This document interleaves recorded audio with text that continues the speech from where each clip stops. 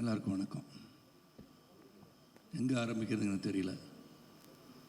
மாரியை பற்றி பாரதிராஜா அவர்கள் பேசுகையில், Maari has come to stay and Maari is going to be recognised over the வேர்ல்டுன்றது மிகைப்படுத்திய சொல்லல, உண்மையான சொல். படத்தை பார்க்கும்போது பல எண்ணங்கள். எனக்கு ரொம்ப பிடிச்ச வசனம் என்னென்னா, படத்தை பற்றி நிறையா சொல்லணும், அதில் நிச்சயமாக சொல்லுவேன். அவங்க சிறுவனின் தாயார் சொல்லும்போது, சிறுவனான மாரி அவர்களின் தாயார் சொல்லும்போது, 5 வயசாக இருந்தாலும் 50 வயசாக இருந்தாலும் உழைப்பை சொல்லித்தரணும்னு சொன்னாங்க. அந்த உழைப்புக்கு என்று உறுதியான நேர்மையான உழைப்புக்கு வெற்றி உண்டு என்பதை சித்தரித்து காட்டுகின்ற படம் தான் வாழை. அதில் இன்னொன்று என்னென்னா, துவண்டு போய் தோல்வியை கண்டு துவண்டு போய் வாழ்க்கையில் வீட்டில் அமர்ந்திருப்பவர்களுக்கெல்லாம் தட்டி எழுப்புகின்ற படமாகத்தான் வாழை அமையும். ஏன்னா ஒரு ட்ரொமேட்டிக் சுச்சுவேஷன். நீங்கள்லாம் படம் பார்க்காதவங்களுக்கு I don't want to reveal what is there in the movie. அந்த ட்ரொமேட்டிக் சுச்சுவேஷனில் after losing a lot of people இந்த ஹோல் வில்லேஜ் ஹோல் ஹவுஸ் எல்லாம், அந்த சுச்சுவேஷன் விட்டு மீண்டு வந்து தன்னுடைய சினிமாவின் மோகத்தை, கர்ச்சீஃபை மோந்து பார்த்த அந்த மோகத்தை, அந்த சினிமா மோகத்தை வளர்த்து கொண்டு சினிமா எடுக்கணும்னு வந்து மிகப்பெரிய ஒரு இயக்குனர் வந்து அமர்ந்திருக்காருன்னு சொன்னால், it is not an easy task. ஒரு இழப்பது என்பது, அந்த இழப்பிலிருந்து மீள்வது என்பது மிக மிக கடினம். என்னுடைய மூத்த சகோதரனை முதல் நான் இழந்தேன். தந்தையை இழந்தேன், மிகப்பெரிய சோகம். படப்பிடிப்பில் தளத்தில் இருக்கும்போது என் தந்தை இழந்தேன். அதுலேருந்து மீண்டு வருவதற்கு முன் ஒரு ஆக்சிடெண்ட்டில் எங்கள் அண்ணனை இழந்தேன். என் அண்ணனை இழந்த பிறகு எங்கள் தாயார் வந்து வீட்டவிலேருந்து அவங்க ரூம்லேருந்து வெளியே வரல. நான் அவன் தான் தலைமகன். தலைமகனை இழந்த சோகத்தை வெளிக்காட்டாமல், அந்த சோகத்தை உள்வாங்கி, வேண்டுமென்றே நடக்காமல் எழுந்து நடக்கவே மாட்டேன் என்ற உறுதியோடு இறுதி வரை இருந்து மறைந்தவர் தான் என் தாயார். என் மைத்துனர் இழந்தேன். இப்படி வரிசையாக நிறைய பேர் இழந்த பிறகு ஒவ்வொரு முறையும் நான் கற்றுக்கொண்ட பாடம், ஒரு சோகத்தை மனதில் இருந்தால் கூட அந்த சோகத்தை விட்டு மீண்டு வருவதற்கு பல நாட்கள் ஆகிவிட்டன. அந்த சோகத்திலேருந்து மீண்டு வந்து நீ என்ன நினைத்தாயோ, எதை சாதிக்க நினைத்தாயோ அதை சாதிக்க வேண்டும் நீ எண்ணம் கொண்டு வாழ்பவன் தான் மனிதன். அந்த மனிதனாகத்தான் மாரி செல்வராஜை நான் பார்க்குறேன்.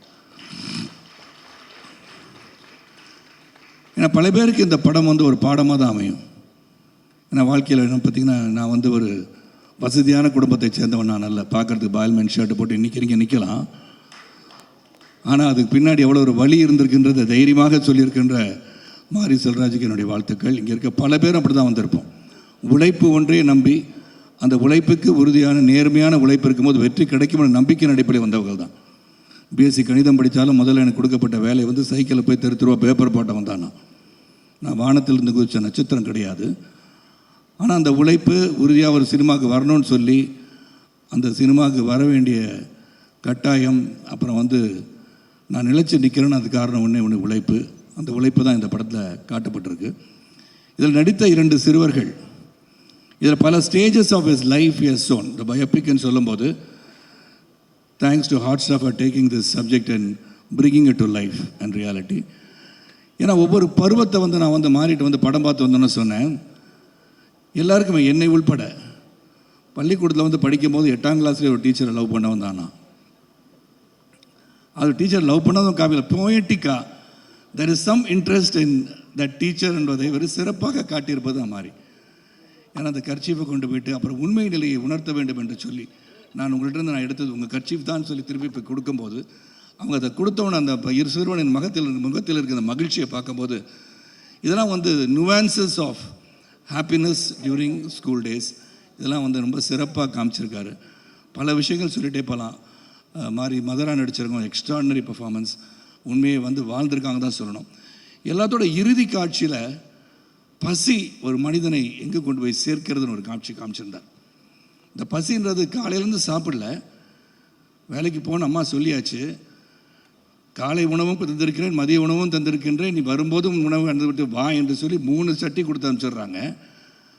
ஆனால் அதையும் சாப்பிடாம பள்ளிக்கூடத்துக்கு போய்ட்டு திரும்பி வராப்புல பசி என்ன பண்ணுறதுன்னு தெரியாமல் ஒரு வாழைத்தோப்புலையால் வரும்போது, அந்த வாழை அறுத்து தலையில் சுமந்த அந்த சிறுவன் ஒரு பழத்துக்காக, இங்கே வந்து தானு சார் பேசும்போது சொன்னாங்க, ரொம்ப ஈஸியாக பழத்தை சாப்பிட்டு தோலை தூக்கி போட்டுறோம், இனிமேல் போட மாட்டோன்னு. ஏன்னா போட்ட பிறர் வந்து வலிக்கு விழுந்துருவாங்க சார், அதனால் போடாமல் இருக்கிறதே நல்லது. அந்த தோலை சொன்னேன். அப்போ அங்கேருந்து வந்து வீட்டுக்கு வந்த பிறகு அவங்க அம்மா வந்து இங்கே வந்தோடனே அந்த ஓலை சத்தங்கள் என்ன நடந்திருக்கு, அந்த ஒரு shock which was given to all of us in the theater. அது வந்து முடிஞ்சு பிறகுக்கப்புறம் அங்கே போய் உட்காந்து அந்த பசியை வந்து என்ன தான் வெளியே நடந்துட்டு இருந்தால் கூட அந்த சிறுவனுக்கு ஒரு பசியை அடக்க முடியாமல் அந்த பழஞ்சோரை எடுத்து தட்டில் போட்டு சாப்பிடும்போது உண்மையிலே you brought tears into my eyes மாதிரி. It's extraordinary sad. அதை என்ன தான் சோகங்கள் இருந்தால் கூட அவனுக்கு பசி முடியல. அந்த பசி, அந்த உண்மையான பசி தான் இன்னைக்கு வாழை. அந்த பசியை உணர்ந்து இந்த பசியை போக்குவதற்கு நாம் எடுத்துக்கொண்ட அந்த முயற்சியில் அவர் என்னெல்லாம் எண்ணங்கள் இருந்தது அந்த எண்ணத்தில் வெற்றி பெற வேண்டும் என்று மாரி செல்வராஜ் எடுத்ததில் உண்மையிலே is going to be a great director. We got many stalwarts sitting in front. Mari is one among the best directors I have ever seen, and Rajit sir, everybody who is here. You are all doing yeoman service to the industry, and hats off. இந்த படத்தை வந்து எல்லாரும் தியேட்டரில் போய் பாருங்கள்.